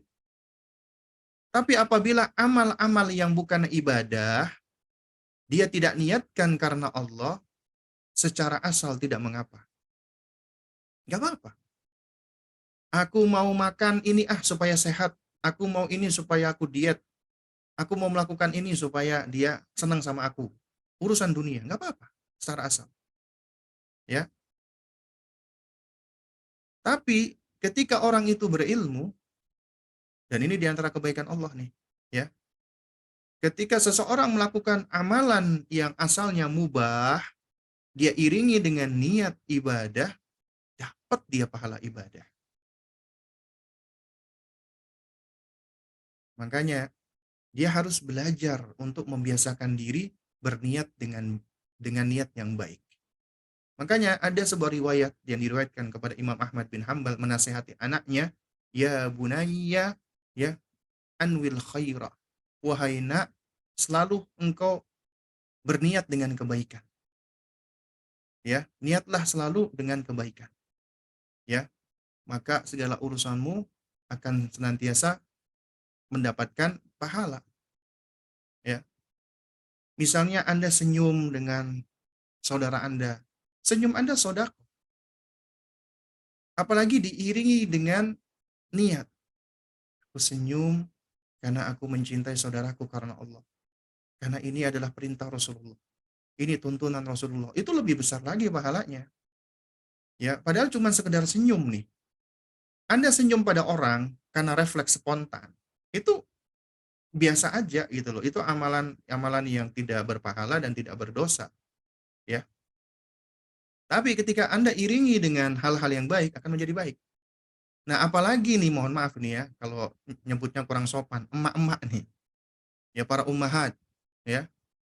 Ketika Anda banyak disibukkan dengan urusan-urusan domestik di rumah tangga, Anda bisa mendulang pahala lebih banyak daripada suami Anda yang bekerja di luar sana. Yang dia keluar mencari nafkah, itu insya Allah mudah-mudahan termasuk bagian dari jihad fisabilillah. Tapi Anda juga nggak akan kehilangan keutamaan. Anda punya jihad sendiri di rumah Anda. Ketika Anda berjibaku dengan kesibukan-kesibukan domestik, Anda lakukan itu semua dengan selalu memperbaharui niat-niat karena Allah. Apalagi Anda mengalami kesulitan-kesulitan, karena Anda udah hadirkan niat kebaikan, Allah akan berikan kepada Anda kesabaran. Kesabaran itu juga akan mendulang pahala tak terbatas. Betapa banyak para ibu, aduh pusing Ustadz ngurusin pakaian menumpuk, piring, kemudian belum lagi anak rewel dan lain sebagainya. Capek saya. Anda lelah. Jangan jadikan lelah Anda itu terbuang sia-sia. Orang yang berilmu, dia akan menjadikan lelahnya itu mendulang pahala berlimpah. Asalkan lillah karena Allah. Dia niatkan karena Allah. Ya. Karenanya kita belajar terus untuk tajdidun niyah, memperbaharui niat. Karena niat ini mudah berbolak-balik. Ya. Mungkin karena kita belum terbiasa, kita lupa meniatkan sesuatu, nggak apa-apa. Tapi karena kita belajar, kita ingat, aku tadi lupa menghadirkan niat untuk ini. Terus Manusia-manusia yang dia belajar nih, hamba-hamba Allah yang dia belajar untuk melakukan segala sesuatu dengan dia niat kebaikan, dia selalu meniatkan dengan kebaikan, Allah nggak akan sia-siakan. Dan baiknya Allah Subhanahu wa taala apabila ada orang berniat keburukan, niat nih keburukan, kemudian dia nggak melakukan, dia nggak dapat dosa. Sebaliknya orang yang berniat kebaikan, kemudian dia belum nyampe melakukan, dia udah dapat pahala. Itu baiknya Allah Subhanahu wa taala, ya. Nah, jadi jangan sampai lelah kita jadi sia-sia, belajar terus. Makanya kuncinya ada pada ilmu. Nah, wallahu a'lam bishawab. Syukran Ustaz atas jawabannya. Kita lanjut pertanyaan selanjutnya Ustaz. Dari saudari Nurhayani. Bismillah Ustaz, bagaimana memperbaiki jika asuhan kepada anak sampai di usia 5 tahun ini masih kurang dalam segi akidah karena kurangnya ilmu pada kedua orang tua. Apakah masih bisa dibenahi dan bagaimana jika punya anak remaja sudah terlanjur suka bersikap tidak baik? Apakah orang tua masih bisa memperbaiki dengan mensolihkan diri Ustaz? Nah, baik. Ingat ya bahwasanya pendidikan itu enggak di tangan kita, di tangan Allah Subhanahu wa taala. Selama Allah masih berikan kita kesempatan untuk bernafas, jantung kita masih berdetak, nadi kita masih berdenyut, demikian pula dengan anak kita, maka kesempatan agar mereka bisa menjadi baik, kesempatan agar mereka bisa menjadi soleh itu bisa. Jangan pernah kita merasa, udah terlambat. Ya mungkin memang banyak hal-hal yang terlambat kita lakukan. Tapi ketika kita sadar nih, aku banyak keterlambatan. Itu Allah memberikan kita kesempatan di saat itu. Agar kita bisa berupaya kembali untuk menghadirkan ya hidayah Allah Subhanahu wa taala, mencari hidayah Allah agar hidayah itu sampai kepada diri kita dan anak kita. Ya, jadi insya Allah masih ada, apalagi anak usia 5 tahun. Masih besar kesempatan insya Allah. Kuncinya adalah Anda terus belajar, mengupgrade pengetahuan. Kalau kita merasa kita udah banyak ketinggalan, belajarnya lebih intens lagi. Belajarnya lebih getol lagi untuk mengejar ketertinggalan. Bukan malah, udah telat, udah deh. Akhirnya menyerah, pasrah, itu mah bukan pasrah. Ya, itu namanya pasrah yang salah ya. Jadi seharusnya kalau dia tahu ada ketinggalan banyak, dia berupaya untuk meninggal ketertinggalan. Di antaranya dengan dia terus belajar dan berupaya mensolehkan diri. Ingat, mensolehkan diri itu adalah kunci penting agar anak juga bisa terpengaruh dengan kesolehan kita, dan itu sebab dapatnya hidayah. Nah, wallahu a'lam bishawab. Syukran Ustaz atas jawabannya. Kita lanjut lagi pertanyaan yang selanjutnya dari saudari Mila. Bismillah Ustaz, jika ada orang tua yang melihat kesolehan anaknya dan minatnya kepada agama, lalu dimasukkan ke pondok salaf atas permintaan si anak dengan harapan si anak makin terasah dan berada di lingkungan kondusif. Namun ternyata di pondok terjadi perubahan sikap, si anak menjadi lelah, bosan, bahkan cenderung malas, lalu sikap juga jadi lebih berani dalam berargumen dan bersikap. Bagaimana sikap yang harus diambil Ustaz? Karena ternyata teman dan asrama jauh lebih dominan membentuk karakter. Mohon solusinya Ustaz. Nah, baik. Jadi memang idealnya, kita ngomong ideal dulu ya. Sebelum kita mengutus anak ke pondok untuk belajar, kita harus sudah memprepare anak. Ya, memberikan persiapan. Dan persiapan ini bukan cuma sekedar dorongan, motivasi. Ayo nak mondok ya, kalau kamu mondok gini, Masya Allah. Ada loh orang tua, itu ketika memberi motivasi itu, bukan salah, tapi kurang tepat. Diajak anaknya ke beberapa pondok-pondok mewah. Wah, lihat nak, enak di sini nak, tempatnya indah, banyak fasilitasnya, ada kolam renangnya, ada ini. Anak itu mikir, berarti di pondok ini enak nih, kayak tinggal di asrama seperti hotel gitu kan. Karena yang diperlihatkan oleh ada sebagian orang tua ini, itu kayak unsur-unsur apa, kemewahan gitu kan, ya. Atau juga ada sebagian orang tua, apa namanya, kayak, eee, memotivasi anak untuk mondok itu juga dengan alasan-alasan yang kurang kurang ini ya, kurang kurang tepat gitu loh, ya. Nah, seharusnya orang tua ketika dia akan memondokkan anak, yang pertama adalah dia harus melihat sejauh mana urgensi pondok itu bagi anaknya. Butuh nggak sih anak ini dipondokkan? Karena apabila orang tua itu sanggup untuk mendidik anaknya dengan akidah yang benar, dengan manhaj yang lurus, dengan ilmu yang bermanfaat, lalu kemudian dari rumah dia, tempat tinggal dia, dia tuh juga dia bisa memfasilitasi anak dengan ilmu-ilmu yang lain, maka lebih baik tidak dipondokkan, apalagi untuk anak perempuan. Ya, tapi untuk anak laki-laki silakan. Karena memang penting bagi mereka untuk belajar tentang kemandirian. Tapi tidak halnya dengan anak perempuan. Ya. Lalu kemudian yang kedua, ya, ketika kita hendak memondokkan anak, kita harus sudah memprepare zohiron wa batinan. Kita prepare fisiknya dan hatinya, ya. Sehingga kita benar-benar yakin nih, lihat, wah dia ternyata memang sudah termotivasi, senang dengan belajar, senang menuntut ilmu, dan dia pengen mondok gitu loh. Ya. Dan dia ready, dia siap. Berarti ini anak insya Allah sudah siap. Tapi kemudian ternyata ketika di dalam perjalanannya, kok ternyata anak kita berubah nih. Ketika udah di pondok bukannya malah semakin baik, tapi malah semakin nggak baik misalnya. Atau banyak kemerosotan-kemerosotan. Nah berarti ada sesuatu nih.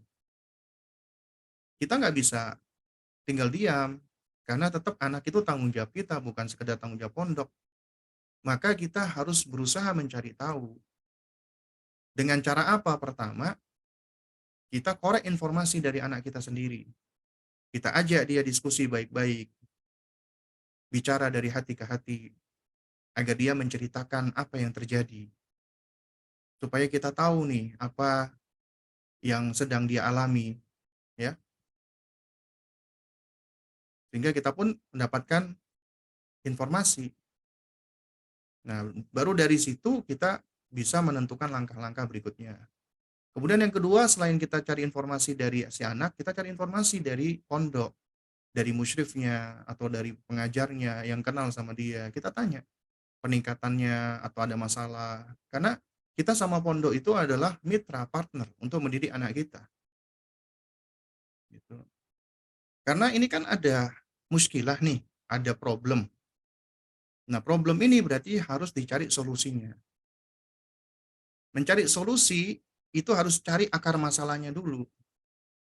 Kenapa anak kita ini kok menjadi lelah, menjadi bosan, bahkan cenderung malas? Ini kenapa? Bahkan cenderung lebih berani di dalam berargumen dan bersikap. Nah, ini berani berargumen dan bersikap juga kita perhatikan juga. Ini gimana, positif atau tidak? Karena ketika anak itu dia berani untuk menyampaikan gagasannya, ya, berani untuk menyampaikan keinginannya itu baik. Tinggal kita arahkan aja caranya. Artinya misalnya anak suka ngomongnya teriak-teriak, ya, ya. Kita menvalidasi, nak, Umi senang kamu menyampaikan perasaan kamu, nak. Tapi ngomongnya nggak usah teriak-teriak. Kamu ngomong pelan aja, Umi bisa dengar gitu. Kalau kamu ngomongnya tenang, nggak teriak-teriak, itu akan lebih baik. Yaitu kita jelaskan gitu loh. Artinya ketika dia mau menyampaikan, mau berargumen itu baik gitu loh. Berarti dia masih mempercayai orang tuanya. Ya. Kalau berargumen, tapi kalau misalnya dia ngomongnya itu cuman marah-marah doang, maki-maki, nah ini berarti masalah lagi nih gitu loh. Ya. Karenanya cari tahu dulu akar masalahnya kenapa nih. Dan kita akan sulit mencari akar masalahnya kalau kita enggak terus mempertahankan bonding kita sama anak kita. Kita tanya, nak, ayo coba nak kamu cerita ke Abi, nak. Kenapa ini, masalahnya apa ini? Ayo coba nak ngomong. Ya, mungkin Abi bisa bantu. Terus kita tanya, bagaimana keinginan kamu, bagaimana pandangan kamu. Biarkan dia menyampaikan keinginan dia, dia curhat, menyampaikan unek-unek dia, kita dengarkan. Ketika dia menceritakan unek-uneknya, jangan kita potong, jangan kita komentari dulu sampai benar-benar kita udah dengerin, dan jangan langsung kita komentari dengan mengkritik, jangan. Divalidasi dulu. Karena itu bagian dari empati agar dia merasa dia dimengerti dan dipercaya. Akhirnya dia pun akan lebih mempercayai dan ngertiin kita. Tapi kalau kita, kamu nak itu masalah sepele itu nak, kayak gitu aja kamu cemen banget sih kamu. Itu jadi nggak menunjukkan adanya empati di situ dan kurang validasi. Oh, begitu toh nak. Jadi kamu di pondok suka dibully sama teman-teman kamu. Ya itu sih kalau kamu sedih, kamu marah, kecewa sih lumrah lah nak. Abi juga kayak gitu kalau kalau kalau dibully. Ya namanya kita manusia gitu kan. Nah cuman kalau itu bulinya bully cuman ucapan, ya kita di mana-mana nak, ketika di dunia itu mesti akan ada orang-orang yang seperti itu ngomongin kita. Ingat, ucapan orang itu sebenarnya nggak akan bisa menyakiti kita. Pokoknya dari situ kita ngobrol, kita kasih masukan ya. Jadi intinya kita cari tahu dulu, baru kemudian kita cari solusinya. Dan itu sembari bekerja sama dengan pondok tadi. Nah, wallah langsung. Syukran Ustaz atas jawabannya. Kita lanjut ke pertanyaan selanjutnya Ustaz.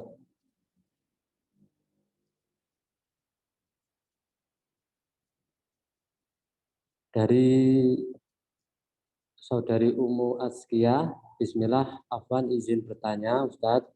Saat ini saya membesarkan sendiri seorang putri usia 8 tahun. Saya bekerja dari pagi hingga sore, bahkan malam pun masih bekerja dari rumah. Sedangkan anak saya upayakan mengikuti bimbel dan ngaji kepada orang lain. Apakah tindakan saya salah Ustaz? Bagaimana menghadapi dan mengatasi lingkungan yang toksik dan fenomena pergaulan anak masa kini dengan adanya media sosial yang memberikan pengaruh negatif Ustaz? Nah, betul ya, Bu ya. Yang pertama ya, semoga Allah Subhanahu wa taala memudahkan dan mempermudah semua urusan Anda ya, untuk sang penanya ya. Karena memang membesarkan anak, jangankan seorang diri, berdua aja dengan suami, dengan pasangan itu nggak mudah gitu loh ya. Nah ini apalagi kalau sendiri gitu kan.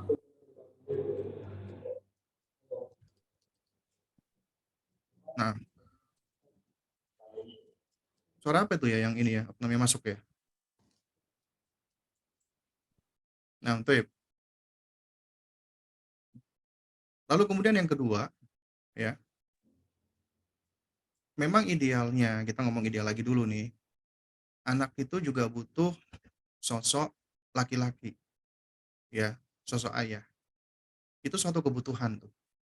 Kalau misalnya seorang wanita janda belum mampu untuk bisa menghadirkan sosok ayah, artinya dia belum belum diberikan kelapangan untuk menikah lagi, maka setidaknya dia berupaya untuk bisa eh, mendekatkan anak dengan sosok laki-laki lain yang soleh, yang memiliki hubungan kekerabatan, misalnya dengan pamannya, dengan kakeknya. Kalau misalnya nggak ada, ya bisa dibawa ke sejumlah majelis-majelis ilmu agar anak ini juga dia tetap dapat mendapatkan pengaruh dari sosok laki-laki. Karena butuh, itu penting. Karena apabila anak-anak wanita apalagi beranjak ke usia remaja tidak mendapatkan perhatian dari laki-laki, itu berbahaya. Maka dia akan kehausan dan dia akan cenderung untuk ya mengemis dalam tanda kutip itu perhatian ke laki-laki mana saja. Dan itu sangat berbahaya bagi anak-anak perempuan. Kemudian yang ketiga, ketika Anda harus mengambil tanggung jawab, amanat, berperan sebagai ibu sekaligus sebagai ayah untuk mencari nafkah, Allah nggak akan sia-siakan itu. Allah akan balas semua apa yang Anda lakukan.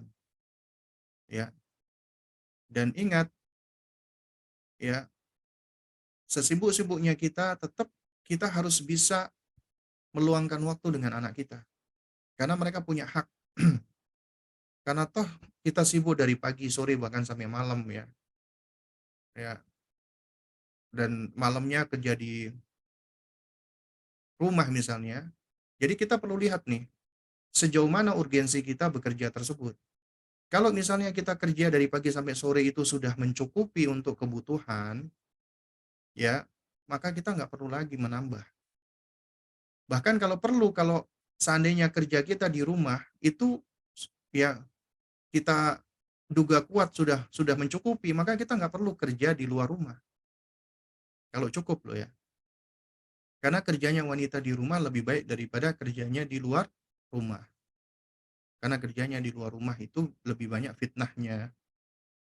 Nah, jadi kalau seandainya itu sudah cukup, maka nggak perlu udah dari pagi sore kerja, malamnya kerja lagi gitu loh. Jadi seakan-akan hidupnya habis waktunya untuk kerja.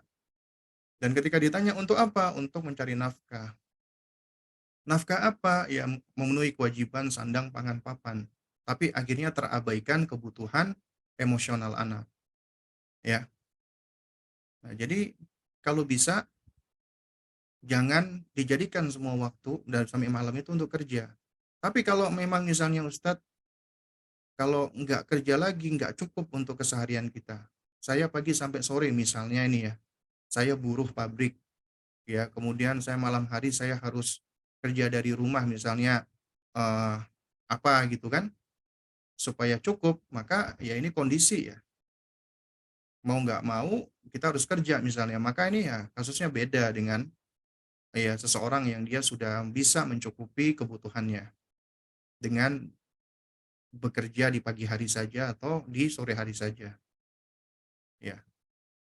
Kemudian yang berikutnya lagi, sesibuk-sibuknya kita, tetap ketika di rumah, jangan lupa untuk memberikan perhatian kepada anak kita. Meskipun nggak bisa sepanjang waktu, minimal kita buat semacam apa namanya jadwal atau rutinitas. Pokoknya saya dari ba'dal isya sampai jam setengah 9 malam misalnya atau jam 9 malam adalah waktuku sama anakku. Dan itu harus quality time. Ini sudah ada penelitiannya yang dilakukan oleh negara barat. Mereka itu mempergunakan metode yang mereka sebut dengan namanya GEM, Genuine Encounter Moment. Ketika mereka melakukan penelitian terhadap sejumlah keluarga yang di situ keluarganya itu hampir semuanya ya berkarir, ibunya berkarir, bapaknya berkarir, anaknya akhirnya ya kayak seakan diabaikan gitu kan. Tapi ketika mereka konseling dan seterusnya, lalu dilakukan penelitian, ya, dan dibandingkan dengan orang tua yang tidak berkarir ada di rumah, itu ternyata ya mereka mendapati anak yang diberikan waktu secara khusus 30 menit aja dalam sehari, tapi itu quality time. Orang tuanya itu melakukan metode yang namanya pertama stop, berhenti dari semua aktivitas dia. Dari aktivitas dia membaca, aktivitas dia buka handphone, dari aktivitas pokoknya pekerjaan dia stop, berhenti. Ya. Kemudian dia melihat anaknya secara penuh, ya. Artinya dia fokus kepada anaknya, kemudian dia mendengarkan semua apa yang dilakukan oleh anaknya dan dia hadir seutuhnya. Tubuhnya hadir, emosinya hadir, pikirannya hadir. Hadir zahiran wa batinan, membersamai anak. Menjadi quality time. 30 menit yang dilakukan tapi terus rutin, ini ternyata jauh lebih baik daripada seorang ibu atau orang tua yang membersamai anaknya berjam-jam, tapi orang tuanya sibuk. Misalnya anaknya lagi main, Umi aku bikinin, oh iya bagus, Uminya ngelakuin misalnya baca buku, lagi nulis, atau lagi jahit, atau apa gitu kan. Jadi tidak diberikan fokus yang utuh. Ya, meskipun dia secara fisik lebih lama membersamai anaknya. Nah, jadi itu bisa kita terapkan yang namanya quality time ini yang disebut dengan GEM ini, genuine encounter moment. Ya, jangan cari waktu luang, tapi luangkan waktu Anda. Ya, setidaknya 1 jam untuk anak Anda setiap hari. Anda bermain dengan dia, ngobrol dengan dia, baca buku dengan dia, ya, hangout sama dia. Anda juga akan senang. Itu menjadi waktu hiburan buat Anda ketika Anda sibuk dengan pekerjaan, anak Anda adalah hiburan Anda yang akan menghilangkan kepenatan. Jangan punya mindset, anak itu membuat capek, Ustaz. Anak itu bikin lelah. Itu gara-gara mindset kita. Kita ubah mindsetnya. Ya, anak itu menyenangkan. Dan ketika kita bermain, kita jadikan dia sahabat. Kita bersenang-senang dengan anak kita. Asalkan dalam batasan syariat. Ya, gak apa-apa. Itu malah bagus. Itu akan menguatkan bonding. Dan insya Allah yang seperti ini, ya, anak insya Allah akan tumbuh tetap dia bisa merasakan kepercayaan dan kasih sayang dari orang tuanya. Nah, ya. Dan jangan lupa terus berdoa kepada Allah Subhanahu wa taala. Kita semua berdoa meminta kepada Allah agar Allah memberikan taufik untuk kita khususnya. Karena ketika kita mendoakan kebaikan untuk orang lain, apa itu orang tua kita atau anak kita, jangan lupakan mendoakan kebaikan itu untuk diri kita. Jangan bakhil, jangan pelit mendoakan kebaikan untuk diri kita.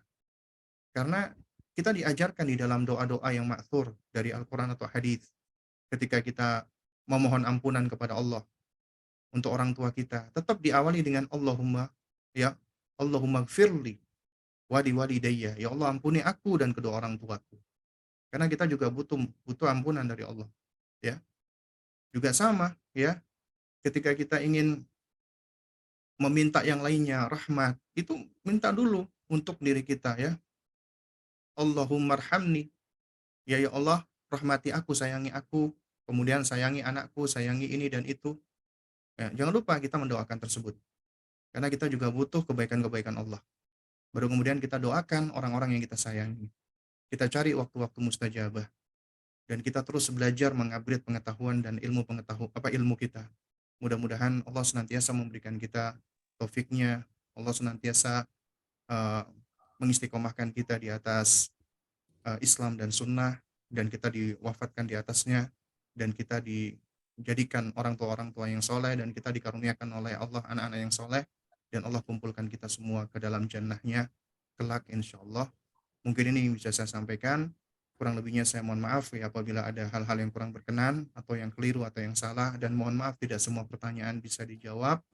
Ya, nanti insya Allah bisa dijawab di sesi berikutnya atau mungkin nanti dijawab sendiri oleh Mas Birda nanti, ya, untuk apa namanya, untuk pertanyaan-pertanyaan yang belum dijawab.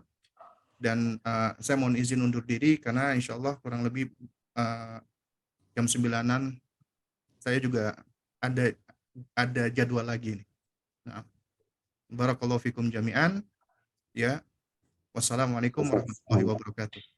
Waalaikumsalam warahmatullahi wabarakatuh. Syukran jazakumullahu khairan Ustaz atas faedah yang sudah disampaikan kepada kami. Kepada ikhwah sekalian yang dirahmati Allah Subhanahu wa taala, kita memohon maaf atas beberapa pertanyaan yang tidak bisa dijawab oleh Ustaz Abu Salma Muhammad karena keterbatasan waktu, ya.